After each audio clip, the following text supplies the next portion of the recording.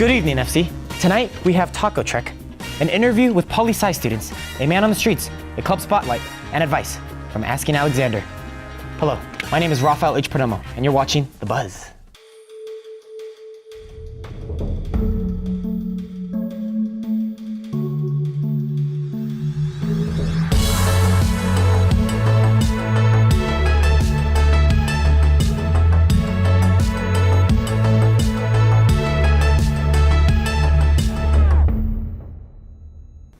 Tomorrow is Taco Tuesday, and what better to eat on Tuesday than a taco itself? Here's our very own Reggie Peralta with Taco Trek. I'm Reggie Peralta for FCTV, and this is Taco Trek. The first stop on our journey was Don Carlos in downtown Fullerton.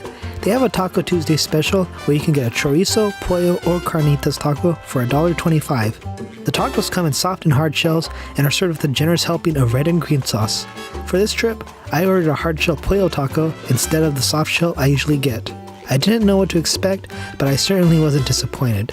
The hard shell gave a new feel to the soft pollo tacos I'm used to, and the sauces were pretty hot even by taco shop standards. If you have a high tolerance for spicy food, you'll definitely want to try it for yourself. The next leg of our journey brought us to Taqueria de Anda. This time around, I decided to try a carne asada taco. Served in a soft shell, the taco was a bit smaller than the one I had at Don Carlos, but it was no less satisfying.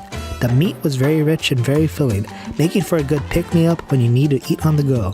The sauce I used for this taco was mild compared to the first one, so this might be the one to go with if you're sensitive to spices. I'm Reggie Peralta, and this has been Taco Trek. Welcome back, everyone. I'm here with Simon Monette and Jose Luna. Simon is a musician, and Jose is an aspiring lawmaker. Welcome, gentlemen.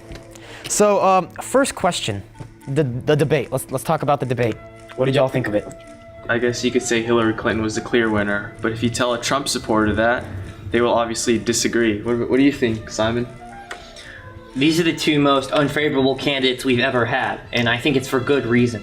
I think neither of them actually address the most important problems that Americans face today. The problem of environmental degradation, the problem of rising income and wealth inequality, and the problem of money in politics. So Jose, you say you think Hillary won the debate. Simon, do you have an input? I think for the first third or so, when Trump was grilling Hillary on the TPP, I think he was winning. For this reason, he's right on the TPP. And guess what? She did call it the gold standard while she was Secretary of State. Of course, Hillary will argue that this is before it was negotiated. Yeah, she's obviously politically expedient. I mean, if you look at the 2008 election, when she was running against President Obama, she didn't support the gay movement or homosexuality, but then she came out a few weeks later saying that she did. Right, that's another point, that she's inconsistent. But as far as the debate goes, who won the last two-thirds when they started talking about those tax returns, I think policy and how we're going to take on ISIS and things like that, Hillary totally just went at least I have a plan. Yeah. Right, that was good. So speaking of debate, Lester Holt, what do you think of his moderating?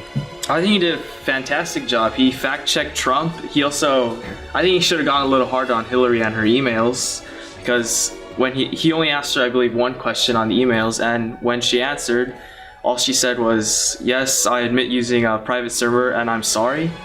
Simon? Stop talking about the emails. Just stop doing it. Guess what? Hillary Clinton is a neoliberal. Her policies have led to the degradation of American democracy and the degradation of the American economy. Stop talking about the emails. Stop talking about these irrelevant points like Benghazi, right?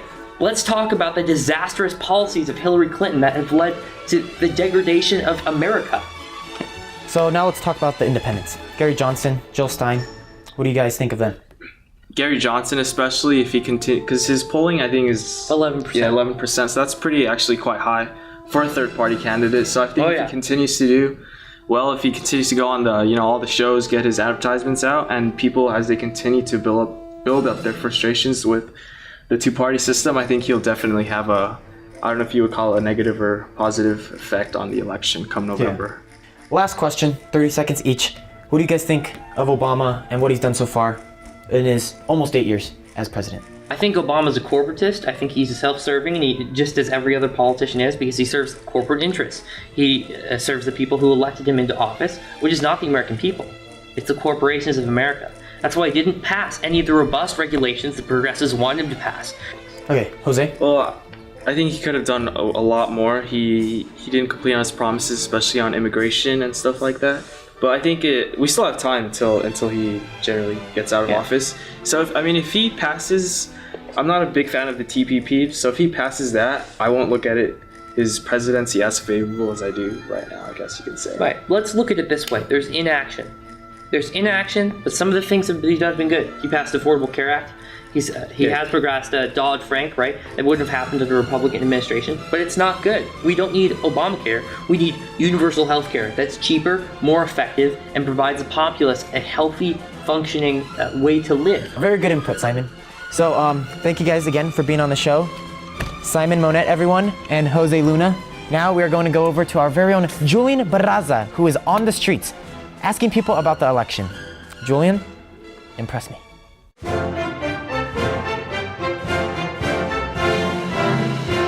How do you feel about these candidates after watching the debate? Well, at this point in time, we have to decide which is the lesser of both evils. What are your thoughts on the candidates? They're both inadequate to run. Well, I think they're both very bad candidates.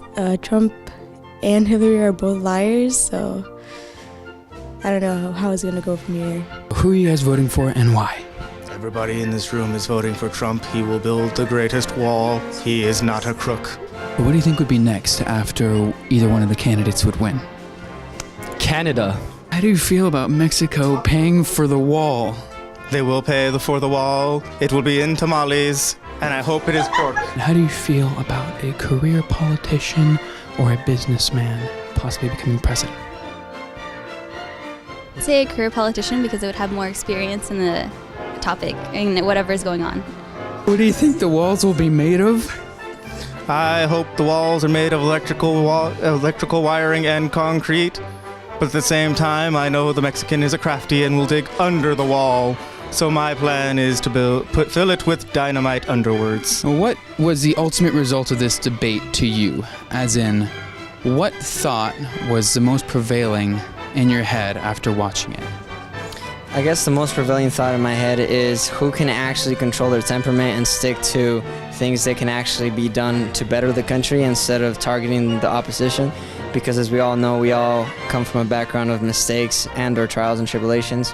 So from one part, I thought Trump did a great job by sticking to his proposition as vague as he tried to keep it, and steering away from doing personal targeting attacks, whereas Hillary was the first one to strike from that aspect. So if he keeps the lightheaded and he keeps up the good work, he also still has a great opportunity when it comes to this general election. That mean you're gonna go to Canada?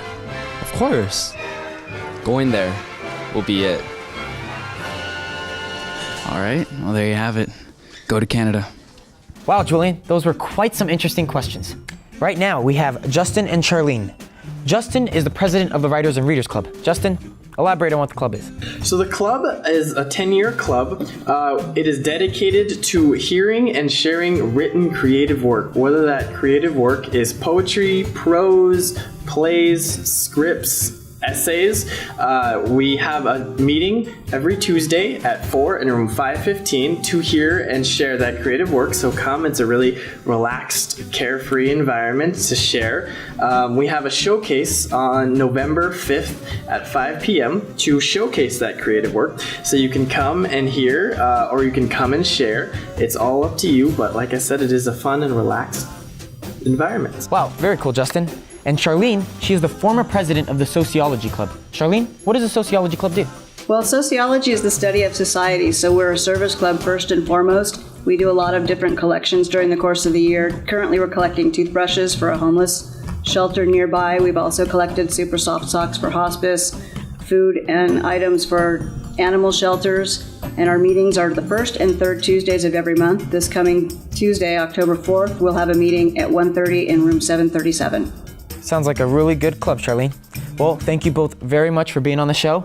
Up next, we have Asking Alexander, our new segment. Hello, good evening. Welcome, come sit by the fire. You're watching Asking Alexander, and I'm Alexander, obviously. We will be answering some of your concerns that you have sent in through the Facebook today. I hope I can help you improve your lives. How can I effectively balance taking 2 lab sciences in the same semester? First, you get one of the lab sciences like this, and you hold it with one hand. Be careful not to drop it. If you do, you'll fail, and you'll have to become a liberal arts major. Then, you get the other lab science, and you hold it up. Like this. Now, you're effectively balancing 2 lab sciences. Congratulations. What's the best way to say no to someone to crush a person's spirit into the nth dimension?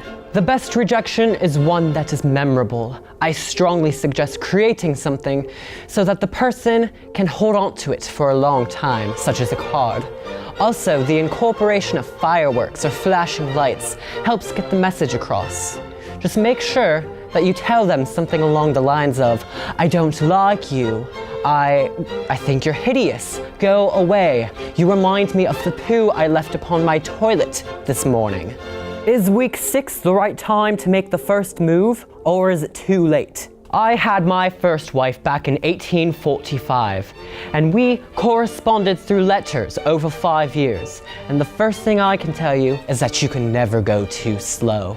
Now, my second wife and I, we communicated through Tinder, and we talked for 6 years before we went on our first date. I suggest you wait a little longer. How can I fill existential void? Oh, brother, I said I'd be offering advice, not therapy. Whatever. My approach to filling existential void is through a variety of pleasant substances. My preference is British tea. I drink 5 cups of tea a day to wash away the pain and the emptiness. It works. How can I crush the week more efficiently? This is a question I ask myself on the daily in my frequenting of Starbucks. Too often do uncultured troglodytes venture into my pathway. My approach is to crush them with the undeniably heavy load of the upper class upon the middle and the lower. Oh yes, there's nothing worse than a lifetime of debt. Well, that's all for Asking Alexander. Hopefully I can answer your questions another time. Goodbye. Now leave my household. Wow, Alexander, that was almost helpful. Well, we just finished another episode of The Buzz. I'm Rafael H. Perdomo, and I hope to see you all next Monday. Have a good evening, and eat some tacos. That's what I'm gonna do.